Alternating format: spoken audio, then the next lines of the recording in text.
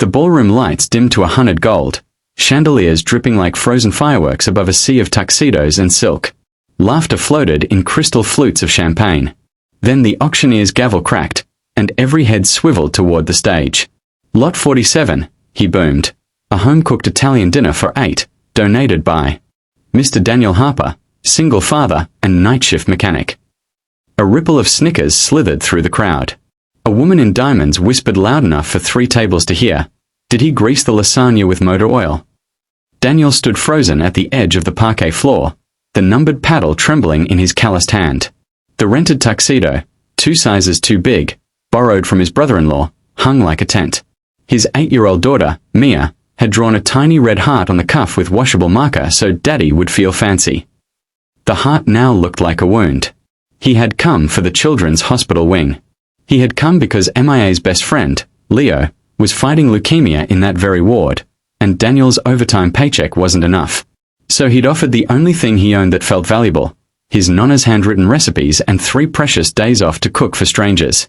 The bidding opened at $500. Silence. Then a lone paddle rose, table 12, the woman in diamonds, offering $100 for the comedy value.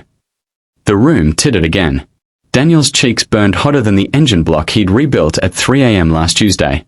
He started to lower his paddle, ready to slink out, when a voice cut through the gilded air like a bell made of steel. $10,000. Every head snapped toward the dais.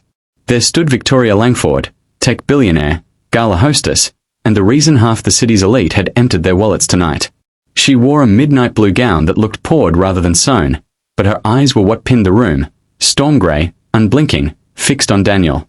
The auctioneer recovered first. 10,000 going once. 20, the diamond woman shot back, smirking. 50, Victoria said, not looking at her. Gasps. Phones lifted. Someone's champagne flute slipped and shattered. 100,000, the diamond woman counted, chin high. Victoria smiled, not the polished boardroom smile that Grace magazine covers, but something rawer. She stepped off the dais, heels clicking across the floor until she stood 3 feet from Daniel. The room hushed so completely he could hear his own heartbeat. 500,000, she said quietly, eyes never leaving his. And I bid on the man, not just the meal. The gavel fell before anyone could breathe. Sold. The applause that followed felt like surf crashing over Daniel's head. He couldn't move. Victoria extended a hand. Walk with me. He followed her through French doors onto a terrace overlooking the city. November air bit his cheeks, but it felt cleansing after the ballroom's perfume and scorn. She leaned against the balustrade. I'm sorry they were cruel. Daniel found his voice. I'm used to it. Grease under the nails doesn't wash off with charm. Victoria stuttered him. You raised the opening bid yourself, $200 from your own pocket just to get the ball rolling. I watched you do it. He shrugged. Embarrassed. Didn't want MIA's friend to see her dad's dinner go for less than a designer purse. Something softened in Victoria's face. My brother died in that hospital when we were kids. Leukemia. I was 10. He was 8. She looked out at the skyline. I built my first app so kids like him could video call their families from isolation rooms. Sold it for pennies compared to tonight. But every year I host this gala, I still feel 10 years old, praying someone bids on hope. Daniel swallowed. I'm sorry. Don't be. You just reminded me why I do this. She turned to him. Come to dinner tomorrow. Your kitchen or mine. Nonna's recipes. I want the real thing. He laughed, a short, rusty sound. My kitchen's the size of a walk-in closet. And the stove sparks if you turn 2 burners on at once. Perfect, she said. I'll bring the fire extinguisher.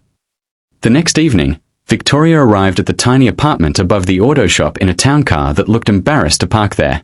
She wore jeans and a cable-knit sweater, hair in a messy knot, still stunning, but human. Mia answered the door in dinosaur pajamas, eyes wide.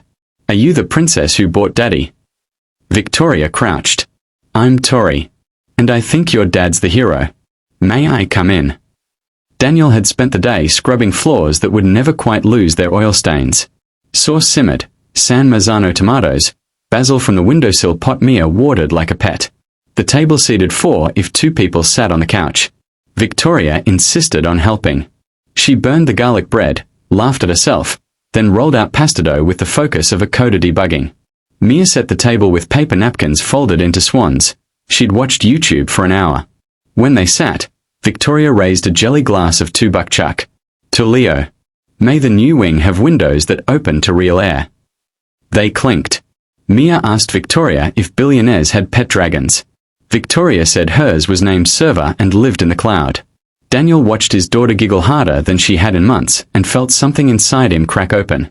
After Mia went to bed clutching a new storybook Victoria had tucked under her arm, the adults lingered at the table.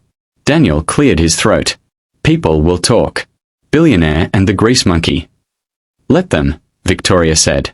I've survived worse headlines. It's not just talk. MIA's had kids at school say her dad smells like gasoline. If the papers... Victoria reached across the table, took his stained hand. Then we give them a better story. The better story began slowly. Victoria showed up at the shop on a Wednesday with coffee and a prototype tablet loaded with educational games for Mia. Daniel taught her how to change a timing belt. She taught him how to pitch investors without sounding apologetic. Paparazzi caught them leaving a diner at 2 a.m., grease on his cheek, sauce on her sleeve, and the photo went viral with the caption, "Love in the Fast Lane." The diamond woman from the Gala, Clarissa von Holt, seethed in the society pages. She cornered Victoria at a tech summit. Here's a novelty, darling. You'll tire of playing slum princess. Victoria's reply trended for a week. Some of us prefer real hearts to diamond ones. But the real test came in December. Leo's counts plummeted. The hospital called Daniel at midnight. Mia was asleep on the waiting room couch, clutching her stuffed triceratops.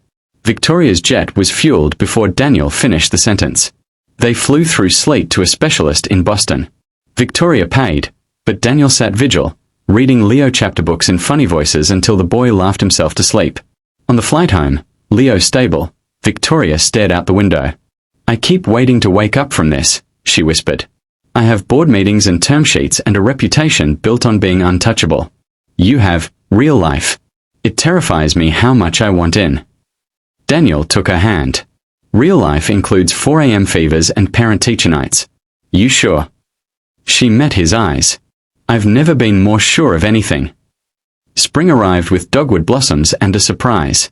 The Children's Hospital unveiled the new wing, the Harper Langford Family Pavilion. Daniel's name was carved beside Victoria's in the cornerstone. Inside, a mural depicted a mechanic and a coder high-fiving over a child's hospital bed. Mia had helped paint the stars. At the ribbon cutting, Clarissa von Holt stood in the back row, arms crossed. When Daniel spotted her, he walked over. Thank you for bidding that night, he said quietly. Your cruelty pushed Victoria to see me. I owe you. Clarissa opened her mouth, closed it, then managed a stiff nod before slipping away. That evening, Victoria hosted a small dinner in the pavilion's garden courtyard. Just their families, Daniel's sister, Victoria's mother who'd flown in from Naples, Mia, Leo in a wheelchair but grinning, and the nurses who'd become aunts. Nonna's recipes again, catered this time, but Daniel cooked the tiramisu himself. Under string lights, Victoria clinked a spoon against her glass. One last auction, she announced. The crowd hushed. She produced a small velvet box. Inside, a titanium ring engraved with tiny gears on the outside, a single diamond on the inside, visible only when worn. Daniel Harper, she said, kneeling in the grass, gown be damned. Will you let me bid on forever? Mia squealed loud enough to scare pigeons. Leo whooped. Daniel's eyes filled so fast the ring blurred. He pulled Victoria to her feet. Sold, he whispered against her lips. To the woman who saw past the grease to the man.